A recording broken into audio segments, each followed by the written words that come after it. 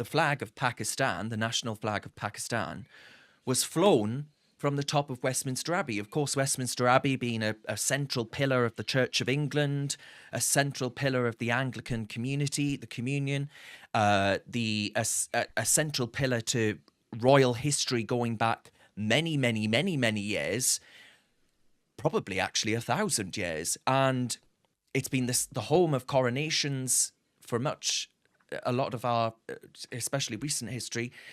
And by recent history, I mean longer than the United States of America has existed.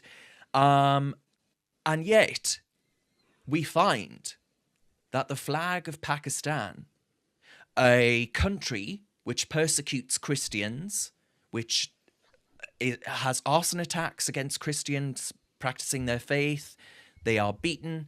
Many of them actually try and seek refuge in this country. Some of them perhaps, we'll get onto that later, but some of them perhaps trying to fiddle that. But anyway, but there was a case of Asia Bibi where she, genuinely was a Christian who refused to renounce her faith and was persecuted for it quite horrifically. And yet that emblem of Christian faith in this country flies the flag of a Christian oppressing nation that it basically is so anti-democratic and corrupt that it isn't worth thinking about. But anyway, let's watch the clip. But I was incensed when I saw this last night.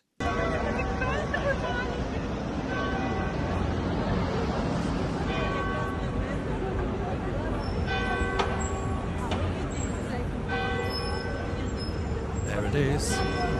Dun-dun, dun-dun, dun-dun, dun-dun. Yeah. So there you see it in all its glory. Now, a lot of the pushback that I've had from that is, I don't know if you can see it on my screen, but it says a national flag is flown when the High Commission of a Commonwealth member state is represented at evensong. The Pakistani flag was thus flown on the 23rd of March 2024 when the Pakistan High Commission was represented at Westminster Abbey for evensong. Well, I'm sorry, but actually I think there's an argument to say that Pakistan shouldn't be a Commonwealth member, that actually we've thrown out members of the Commonwealth before when they've gone in really anti-democratic, quite dangerous directions. I think Pakistan is a rogue state and actually has a lot of active terrorists in it. And I'm not sure that if we want to make the Commonwealth look like it's fit for the modern world, that actually that's the way to go about it. But apparently that makes me a massive swivel-eyed racist. So there we are. What do you guys think? It just makes absolutely no sense. These are people who, as you say, they're often persecuting Christians in horrible ways. You wouldn't, although I'm so sure some idiots would, but anybody rational would not fly a Hamas flag at a gay pride event, would they? Mm. Maybe apart from the gays would. For Gaza. Yeah, that's just what I said. There will be some idiots, but anyone with a brain would not do such a thing. It just doesn't make any logical sense. So I don't think this makes any logical sense. Also, it's important to remember that inside the Pakistani flag, there is a symbol of Islam. It's intrinsic in the flag. And to put that on top of the Church of England's perhaps most important religious centre, the Westminster Abbey, is really insensitive. And it's extremely offensive to Christians across the country and maybe across Protestantism to see that you would never see a Union Jack flown over any religious centre in Pakistan or anywhere in the Muslim world. It would never happen. And I don't understand why our cultures and our faiths have to be so accommodating to everyone else.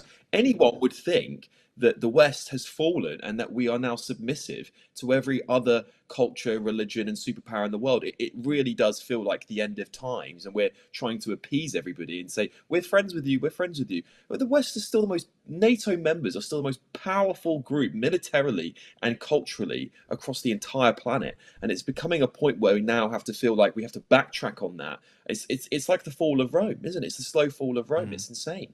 And I think that's what this wokeness has done. This is what this wokeness is about. It's about power and control along lines of, deeply rooted in the theories of Marx, communism, and Foucault saying truth and fact, reality don't exist.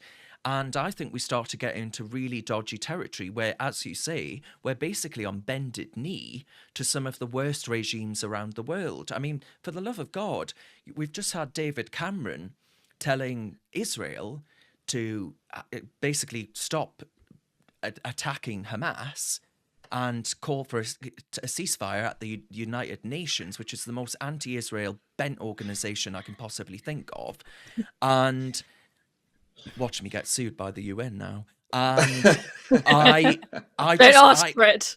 It beggars belief, the idea that we in this country, but maybe it would happen, that we in this country, were we to have 1,200 men, women, children raped, beheaded, murdered in our country, say it was people in Ireland doing it, would you really suggest that we wouldn't go over to Ireland to take out those that lie there who are doing these things on British soil? I would like to think that we would, but maybe we wouldn't. Maybe that's who we are now as a nation.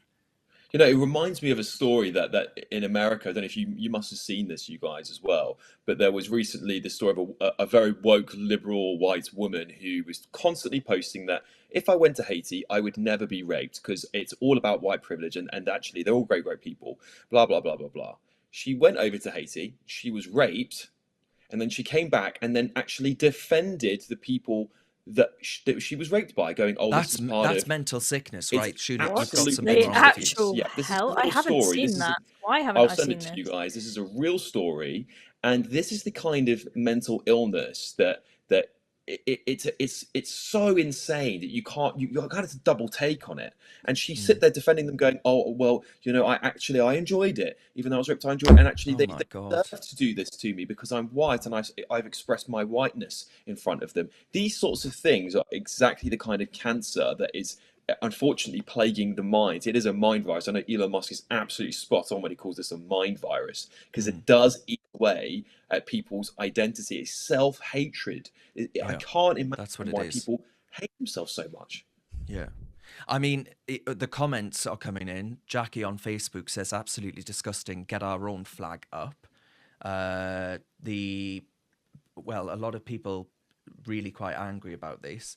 A lot of people bashing Justin Welby, which I think is fair enough. Because, I mean, that man, he seems to be celebrating Eid, Ramadan and all the rest of it more than he is Easter.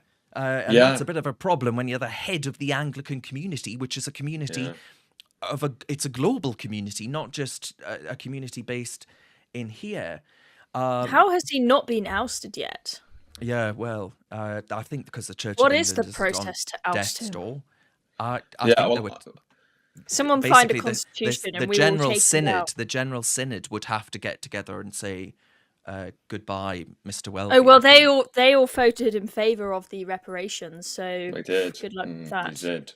They did. I had a debate on GB News about this reparations thing, and this is exactly why the Church of England. You know, I started my part of the debate by saying, Church of England is dying. It is dying in this country. It's on its deathbed. And you know, I was laughed at by the two other, my opponent was Albion Ancona and the GB News presenter going, "Oh, well, there's lots of millions of Christians in the country." I go, "Yes, but I wonder how many are still practicing and how many feel that the church's values today are what they believe in, because I don't find many Christians that I speak to believe at all that the Church of England represents them. In fact, they're pretty disgraced by their behaviour.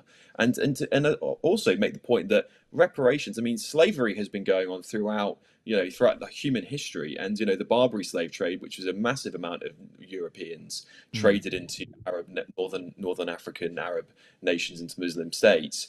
We will never get an apology for that. I can guarantee you that much. But the expectation is because you're white, because you're Christian, you must apologise. You are evil. You are colonialists. And despite the fact that Britain spent millions and millions and millions of pounds, 50% of its GDP, to destroy slavery across the world. So no thanks for that. I think our YouTube channel is currently being taken over by, let's say, those that practice the Islam faith. Islamists, extreme Islamists, bring it on. Isan has commented saying, "Chloe, dear, you would look beautiful in a hijab. Should we buy you one?" Well, I've actually, one of my greatest things is my hair, which is what I normally get complimented on. So if you can't see that, I'll be doomed. You've got beautiful hair. Fascinating that It's fascinating because I think some women can look beautiful in a headscarf, and I see many women used to wear it as a fashion accessory. And I don't think that there's anything wrong with the headscarf. If you want to wear a headscarf, you're more than welcome to. What I don't like is when there is a full niqab and you are literally oppressing women underneath that. Like, it's a man forcing the woman to wear it, even though it's completely mental in the 21st century for a woman to be covered from head to toe and just have a slit for her eyes because the man feels that he shouldn't have let other men see that woman's face or body is absolutely insanity. This is again very, very aggressive men who maybe have a little bit of self-consciousness about themselves rather than be confident that their woman's going to stay with them. Yeah, I'm sorry, Yeah, that's just not the way we agree. do things in this country, right? Women are as free as we are, and women are as competent and capable as we are. Chloe Yeah. is a bit of a bad test subject, but apart from that, I joke. Exactly, Well, and if you want to come to Britain, you can respect our values, and if you want to force a woman to wear hijab in this country, then I'm sorry, but you can leave the country.